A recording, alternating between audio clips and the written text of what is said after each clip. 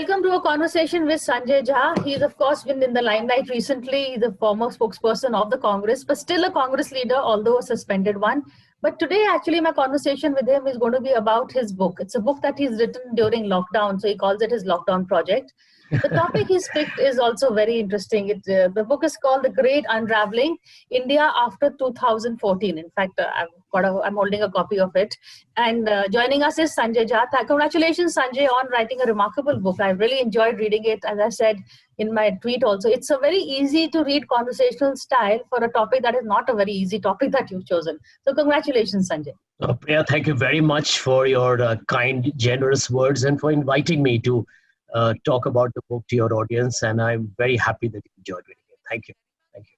There's, in fact, while reading the book, one thought that the book would be, more or less about the Congress. But as you say, it's also about the BJP because it is the government that's been in power since 2014.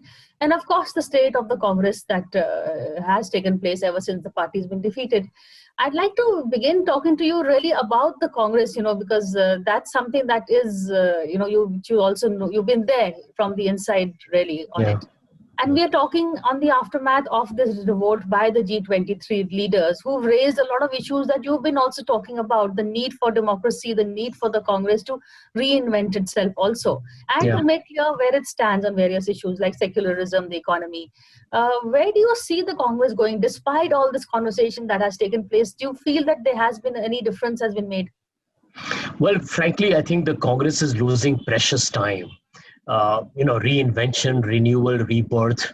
I mean, these are words all of us, including members of the media and concerned citizens of the country have begun to say, what is the Congress doing?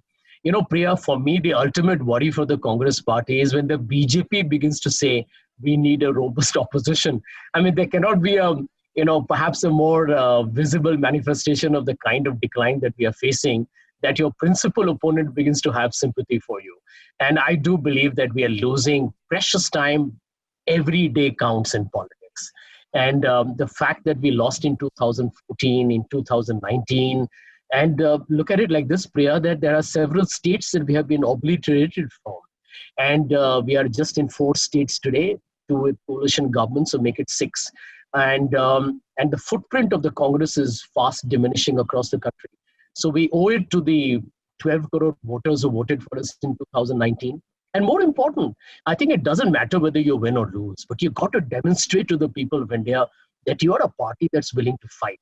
And that to me has been the biggest disappointment. And I do believe that every day that is lost in a Congress resurrection is, I think, a day which is going to be hurting Indian democracy.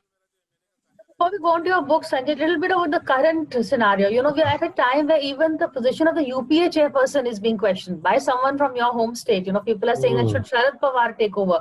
So Congress is even losing its credibility as an opposition leader, let alone being party that governs well. Well, Priya, this is political arrogance.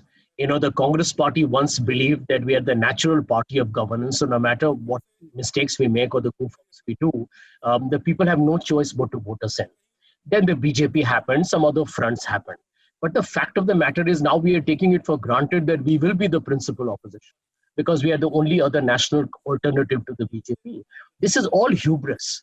Ultimately, people of India want to see a political formation that is able to take up the national agenda collectively and in an outstanding fashion across states. And you're finding today that the Congress looks very wobbly. There's a leadership vacuum. That is the clear elephant in the room. But I think other than that is the Congress's opinion or shall we say viewpoint on the larger agendas of the country, whether it is CAA, Article 370, the economic policy, the farm laws. These have to be very clearly articulated. I have mentioned one point, Priya, and I've been public about it. We actually, in our manifesto in 2019, said we will abolish the APMC. We had a very clear view on the way forward as far as the MSP was concerned. Now, today we have taken a complete U-turn. I agree the politics is hurting the BJP. So fair enough. So the politics is one side of the story, and that may be a massive salutary gain for the Congress. Good enough.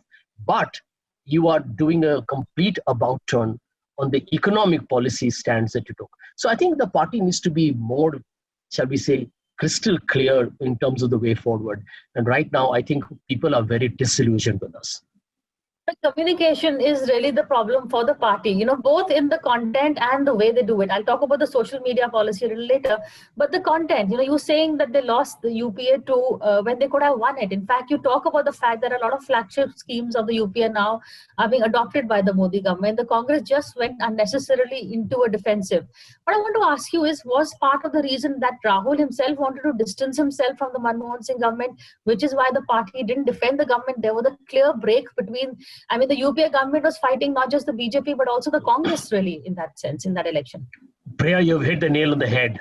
Let me tell you, if the three most established political figures in the Congress chose to go mum, the Congress frankly had no hope in 2014.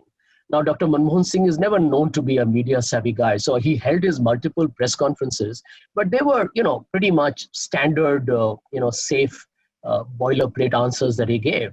Barring the one where he said that Mr. Modi will be a disaster if he becomes prime minister. Mrs. Sonia Gandhi never interacted with the media. But for me, it was more disappointing to find that Rahul chose to treat the media with a lot of disdain, other than the one famous interview he gave to Arnab Goswami. I think he just went into a cocoon. I'll share something with you. I had told him immediately after the Arnab incident happened, I call it as an incident because it really hurt the Congress. I told him exactly a week later, over a weekend, talk to all the other English channels and all the Hindi channels. Don't give it long interviews, do 15, 20 minutes, talk to all of them. And, you can't have, articulate your opinion of the Congress going forward into the election. People will forget the Arnab episode. All the channels will promote your interview. That time Rahul was relatively unknown. People wanted to know what this future potential prime minister candidate of the Congress has a view on the economy or foreign policy or whatever else. Rahul chose not to take that, bite the bullet. The result is that even many years later, the only interview Rahul Gandhi is remembered for is the infamous Arnab Goswami interview, which turned out to be a mammoth disaster.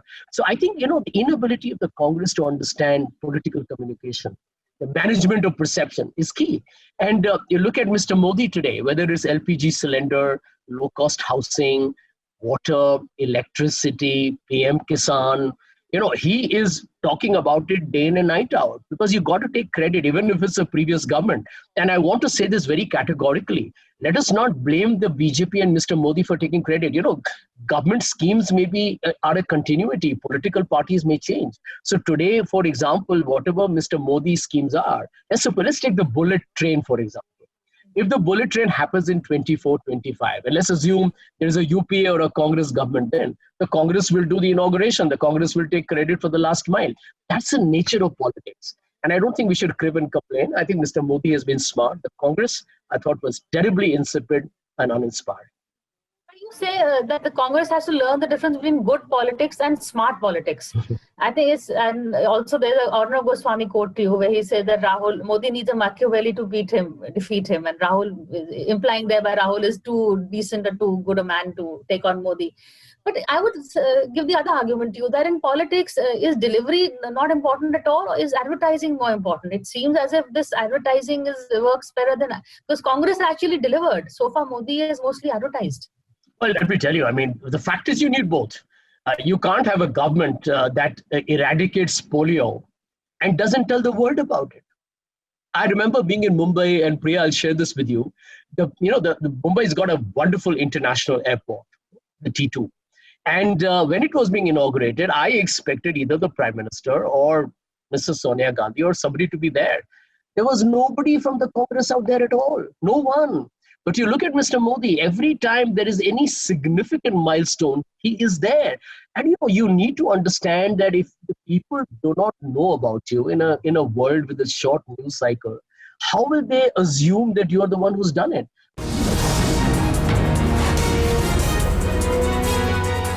Hello and welcome to a conversation with Sanjay Jha. He's of course been in the limelight recently, the former spokesperson of the Congress, but still a Congress leader, although a suspended one. But today, actually, my conversation with him is going to be about his book. It's a book that he's written during lockdown, so he calls it his lockdown project. The topic he's picked is also very interesting. The book is called The Great Unraveling, India After 2014. In fact, I'm holding a copy of it. And joining us is Sanjay Jha. Congratulations, Sanjay, on writing a remarkable book. I really enjoyed reading it. As I said in my tweet also, it's a very easy to read conversational style for a topic that is not a very easy topic that you've chosen. So congratulations, Sanjay.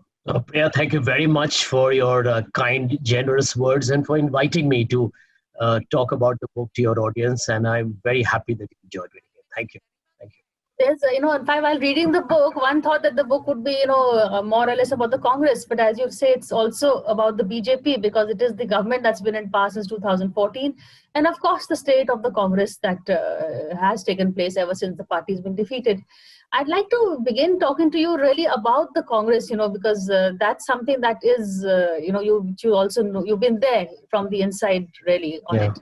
And we are talking on the aftermath of this revolt by the G23 leaders who've raised a lot of issues that you've been also talking about, the need for democracy, the need for the Congress to reinvent itself also, and to make clear where it stands on various issues like secularism, the economy. Where do you see the Congress going despite all this conversation that has taken place? Do you feel that there has been any difference has been made? Well, frankly, I think the Congress is losing precious time. Reinvention, renewal, rebirth.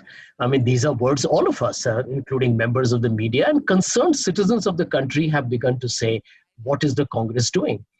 Priya, for me, the ultimate worry for the Congress party is when the BJP begins to say, we need a robust opposition. I mean, there cannot be perhaps a more visible manifestation of the kind of decline that we are facing, that your principal opponent begins to have sympathy for you. And I do believe that we are losing precious time. Every day counts in politics. And the fact that we lost in 2014, in 2019, and look at it like this, Priya, that there are several states that we have been obliterated from. And we are just in 4 states today, 2 with coalition governments, so make it 6. And the footprint of the Congress is fast diminishing across the country. So we owe it to the 12 crore voters who voted for us in 2019. And more important, I think it doesn't matter whether you win or lose, but you've got to demonstrate to the people of India that you are a party that's willing to fight. And that to me has been the biggest disappointment. And I do believe that every day that is lost in a Congress resurrection is, I think, a day which is going to be hurting Indian democracy. Before we go on to your book, Sanjay, a little bit about the current scenario. We are at a time where even the position of the UPA chairperson is being questioned by someone from your home state. People are saying that should Sharad Pawar take over. So Congress is even losing its credibility as an opposition leader, let alone being party that governs well. Well, Priya, this is political arrogance. The Congress party once believed that we are the natural party of governance. So no matter what mistakes we make or the goofs we do, the people have no choice but to vote us in. Then the BJP happened, some other fronts happened. But the fact of the matter is now we are taking it for granted that we will be the principal opposition because we are the only other national alternative to the BJP. This is all hubris. Ultimately, people of India want to see a political formation that is able to take up the national agenda collectively and in an outstanding fashion across states. And you're finding today that the Congress looks very wobbly.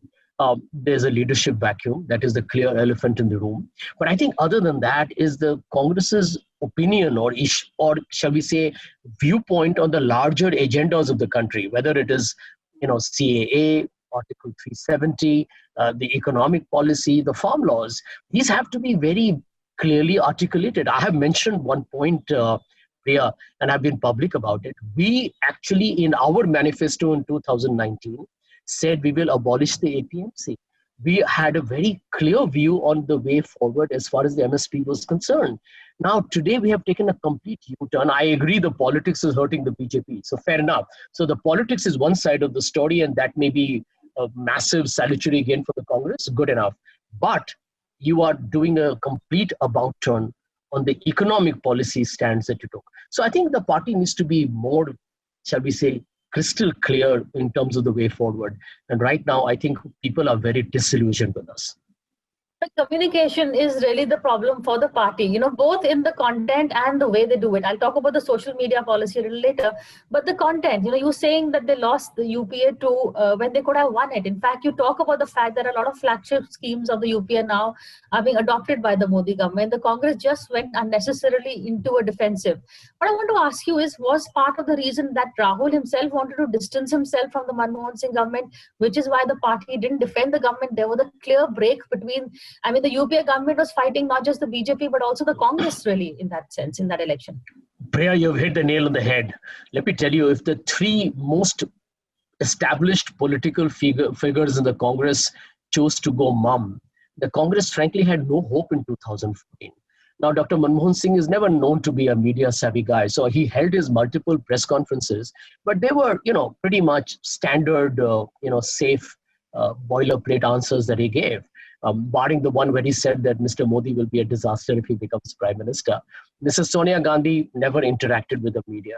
But for me, it was more disappointing to find that Rahul chose to treat the media with a lot of disdain, other than the one famous interview he gave to Arnab Goswami. I think he just went into a cocoon. I'll share something with you. I had told him immediately after the Arnab incident happened, I call it as an incident because it really hurt the Congress. I told him exactly a week later, over a weekend, talk to all the other English channels and all the Hindi channels. Don't give it long interviews, do 15, 20 minutes, talk to all of them. And, you can't have, articulate your opinion of the Congress going forward into the election. People will forget the Arnab episode. All the channels will promote your interview. That time Rahul was relatively unknown. People wanted to know what this future potential prime minister candidate of the Congress has a view on the economy or foreign policy or whatever else. Rahul chose not to take that, bite the bullet. The result is that even many years later, the only interview Rahul Gandhi is remembered for is the infamous Arnab Goswami interview, which turned out to be a mammoth disaster. So I think, the inability of the Congress to understand political communication, the management of perception is key. And you look at Mr. Modi today, whether it's LPG cylinder, low-cost housing, water, electricity, PM Kisan, he is talking about it day in and night out, because you got to take credit, even if it's a previous government. And I want to say this very categorically. Let us not blame the BJP and Mr. Modi for taking credit. Government schemes are a continuity. Political parties may change. So today, for example, whatever Mr. Modi's schemes are, let's take the bullet train, for example. If the bullet train happens in 24, 25, and let's assume there is a UPA or a Congress government, then the Congress will do the inauguration. The Congress will take credit for the last mile. That's the nature of politics. And I don't think we should crib and complain. I think Mr. Modi has been smart. The Congress, I thought, was terribly insipid and uninspired. You say that the Congress has to learn the difference between good politics and smart politics.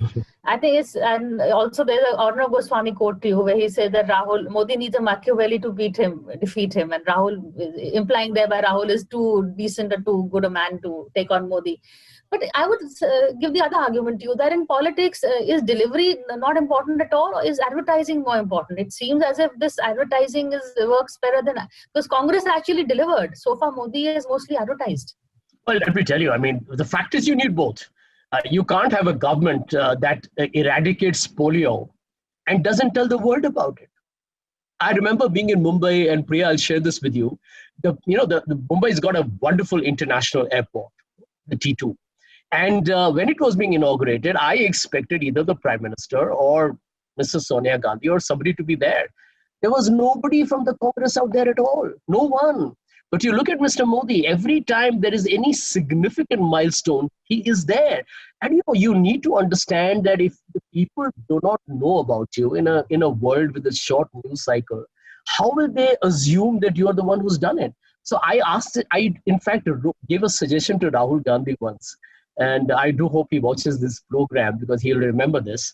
I told him you should make a statement in your speeches in the 2014 or even the 19 campaign, saying that look around you wherever you are, whether you see multiplexes, malls, whether you see ports, airports, highways, freeways, factories, industrial parks, whatever, flyovers.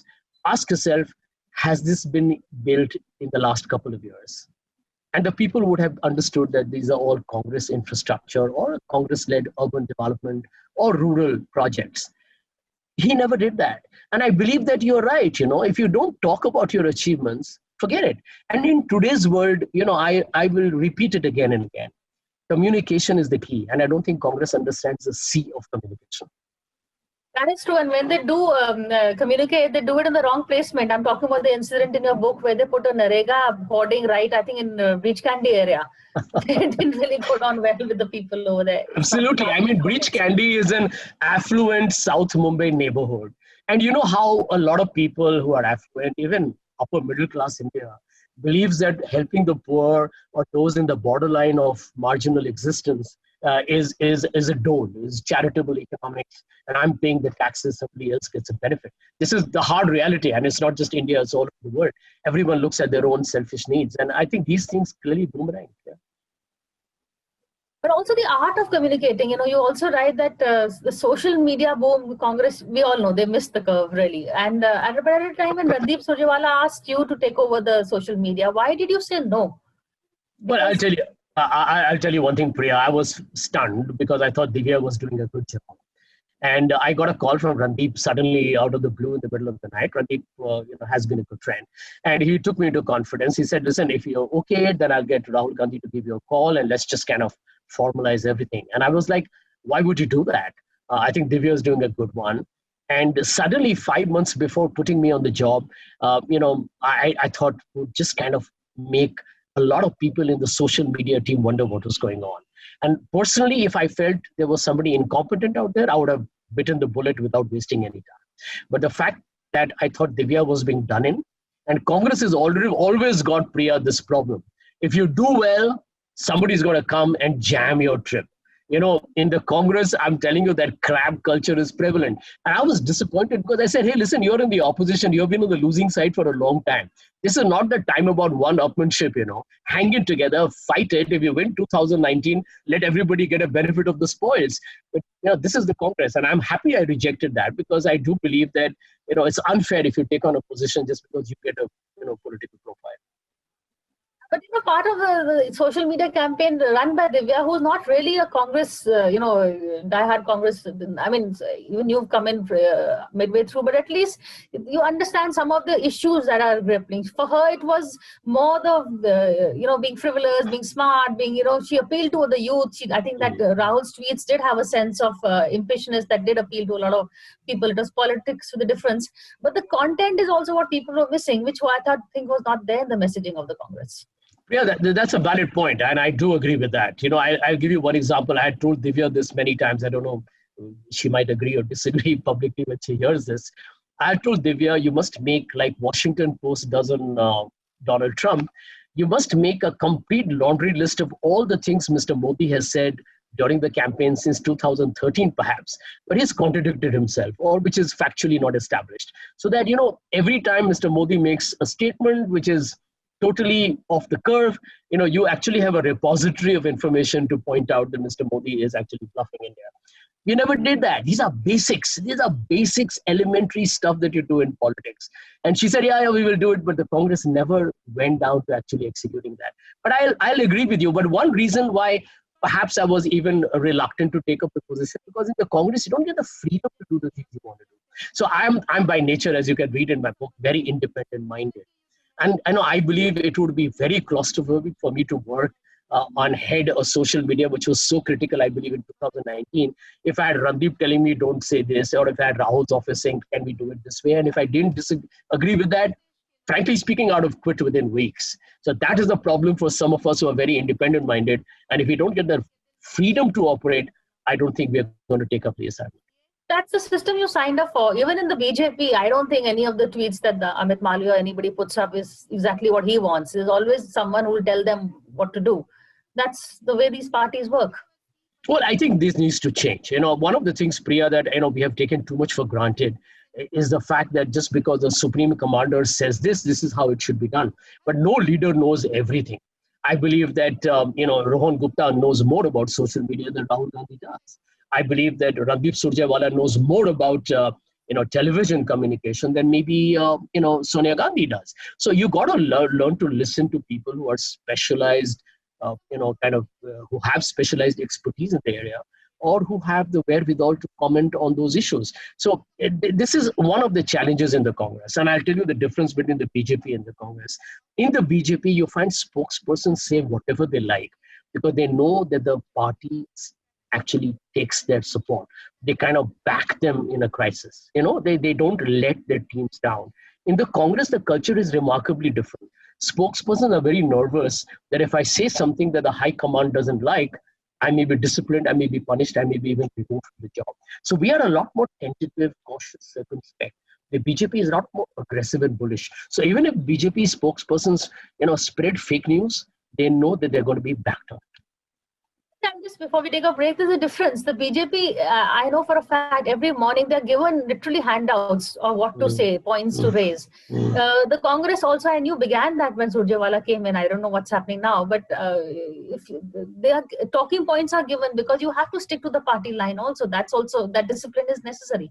Of course, that is necessary. I totally agree with you. I think handouts are given. I think since Randeep took over, one of the good things in the party was that there was a lot more organized dissemination of information. However, I want to point out one thing. The party became very defensive. I think one of the challenges that Randeep faced was, if you don't set the agenda, you're not going to win elections. I think Congress under Randeep became very good in defense, but it lacked the aggression to set the agenda. I wonder how much is the media department's fault or the leadership's fault in terms of taking the narrative forward. But stay with us. We're going to take a break and continue this conversation with Sanjay.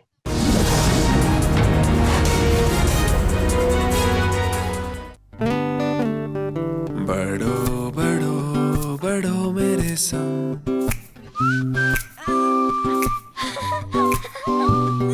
Bado, bado, bado mere sang. Bado, bado, bado, bado.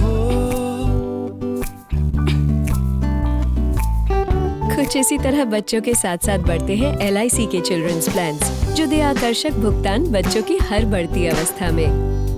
बड़ो बड़ो बड़ो मेरे संग। True Shield hand sanitizer. True Shield hand sanitizer, made as per WHO guideline. A product of Piccadilly Agro Industries Limited, kills 99.9% germs and protects you from coronavirus.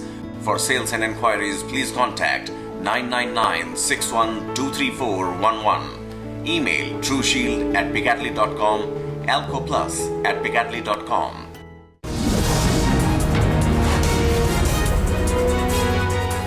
Hello and welcome back. We're in conversation with Sanjay Jha, who's actually come up with this book, The Great Unraveling, India After 2014, where he talks about how the government has let India down and even the Congress seems to have let the opposition down.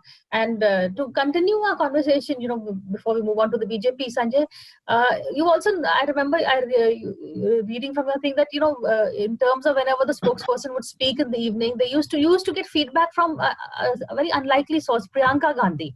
She was more aware of what is happening. We've been talking about this great wall that exists between the leadership and the Congress, but Priyanka seemed to know. She follows the debates. She doesn't have the same scorn for the media as perhaps her brother has. Can you tell us a bit more about her role? Well, I told Rahul a long time back that you must watch the 9 o'clock news, 8 o'clock news, because that tells you the news is like a bellwether of public sentiment. News editors always put up issues or hashtags that are dominating the national consciousness. Rahul, want to dominate the national consciousness. And for some reason, Rahul was very reluctant, and he's just remained that way. And I think he needs to change, in my opinion. You can't have a former Congress president calling the entire mainstream media Godi media. I don't think so. I think there are many of you, Priya, out there fighting it out and doing a tremendous job. I need to really compliment a lot of you out there. The second point is where Priyanka was concerned. I used to get feedback from her periodically. Whenever we exchanged emails or spoke. But I knew that she was watching things absolutely with a hawk's eye. And that is what politicians need to do. And she would give me feedback, mostly, because all of us were out there up against a fairly formidable backlash, she appreciated all the spokespeople for putting up a good job. And I think that is required. And I think in politics, if you don't understand the pulse of the media, the world's largest democracy, how can you ignore mainstream media here? Sure, social media is becoming big and it will continue to be so, it will proliferate. But I believe in India, if you don't understand media, you're going to find it a tough battle to kind of get your footprint back into space. And that's one thing the BJP and Mr. Modi have done remarkably well. Well, I think if you ask me, but you also say that, problem also, one of the things that Rahul is that he is more a data cruncher. You're saying the left side of his brain was more dominant in terms of he's more into a data person, whereas Priyanka and even Sonia, you say, are more people's persons. And that's really what we need in today's politics. I think so. I think, let me tell you, that's one place where Rahul actually surprised me. I always thought he comes across very empathetic and very caring and very deep. But he needs to understand that you need to build on these relationships. Give you one example. Priyanka reaches out to you. With Rahul, you got to go and find an access to him, which is why you find, for example, a lot of leaders saying that, how do we reach Rahul? Because, it's so difficult to get an appointment to see the Congress president. Priyanka, on the contrary, this is my experience and, may not be everybody's experience, actually calls you and talks to you whenever she has to, or will write to you. Give you one example. When I had COVID in earlier this year in May, Priyanka sent me several messages saying, hey, be strong and you'll be fine. But Rahul, you don't hear that. So I think there are little instances that tell you about, who is perhaps more right-brained than the other. And I think Rahul, if he reaches out to people, I think that will make a tremendous difference to his leadership access. Where do you see the Congress heading really? Most people are saying that in terms of a leadership change, it will be either Rahul or he'll put up a proxy candidate. Elections to the CWC, is that the best the Congress can hope for? Well, I do hope that that Rahul, since he said that he's not coming back, maybe he can come back later, but he should not come back right away. It'll damage his credibility. Congress hold without a Gandhi. You've heard that argument. No, I think it's about him. You kind of took the bull by the horns. I think this whole question of a dummy candidate, I've been hearing it that Rahul will put up a dummy candidate. It's a bad idea. It's a terrible idea because the world is going to know it's going to be a dummy candidate. The media is going to... It's a Mukul Vasnik who seems to be the Trojan horse who's wiggled his way in the G23 letter, still has the confidence of the Gandhis. Then what will G23 say? Well, frankly speaking, if you ask me, Mukul is a very intriguing candidate. He's a very interesting, shall we say, Trojan horse, if you want to say that, because he is acceptable to all. He's been a seasoned politician, I don't know why Mukul has kept a very low profile. He's an elected leader for several times. He's articulate. I think Mukul is very, very savvy, speaks both Hindi and English very well, and will probably be able to command a lot of the majority of the Congress. So maybe he's one dark horse. I'm not going to rule Mukul out. But it should not be just a candidate for the sake of it, because ultimately what I think Rahul needs to send out a message is very clear. Whoever wins, the Gandhis will back them. There is no denying that the Gandhis will continue to be the centrifugal force in the Congress. What is the G23 saying? And I've said this to the G23 as well. If there are more than one candidate in G23 who want to contest for Congress president, let them do it. It doesn't have to be one consensus candidate. Why can't the Congress have 4 people fighting to be Congress president? There is a Sachin, Sashi, Anand Sharma, Kapil Sibal, I don't know who, Mukul Vasnik, whoever, let them fight. Milind Devra, Manish, kind of anybody, let them fight. It's good. It's good for democracy. Or have the 4 vice presidents, as you suggested in your article, the one you and Salman Soz wrote. Yeah, I'm telling you, the way forward for the Congress party, Priya, is to have a Congress president who doesn't become an all-powerful solo, kind of a rider.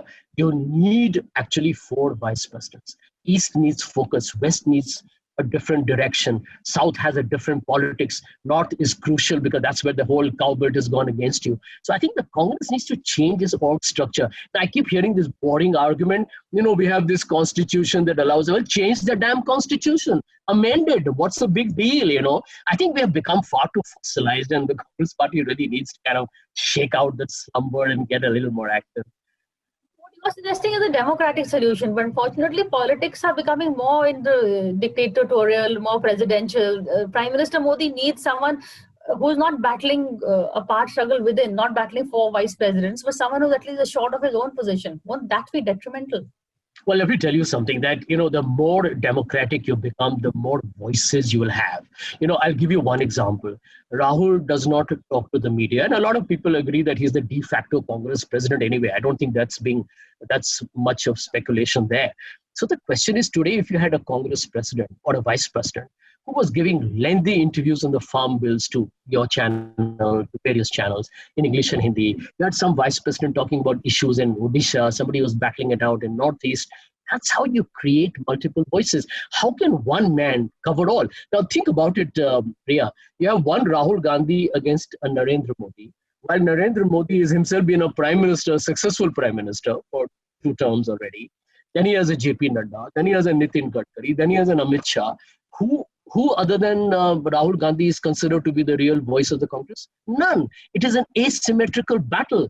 This is where the Congress, I think, is hardening itself.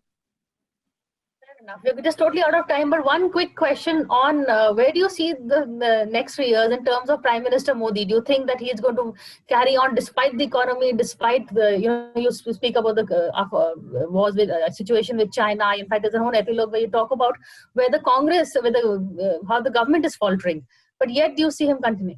Well, let me tell you, you got farm protests going on immediately after Bihar, when everybody thought the BJP was absolutely, totally invulnerable. Things change dramatically in politics. And that's why this book is about hope. I believe the Congress is the only party at the moment which can take on the BJP on issues of freedom, or democracy, economy, society, farm issues, jobs, poverty, you name it. And because there is a long way to 2024, the Congress can still get its story back.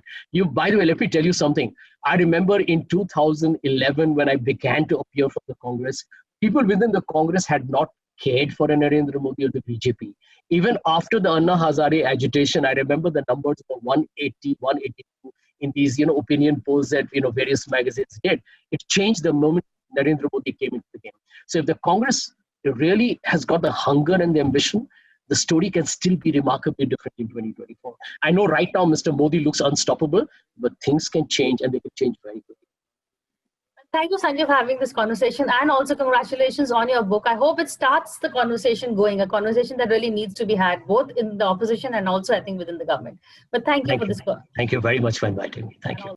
For more such videos, subscribe to the NewsX YouTube channel, hit the bell icon.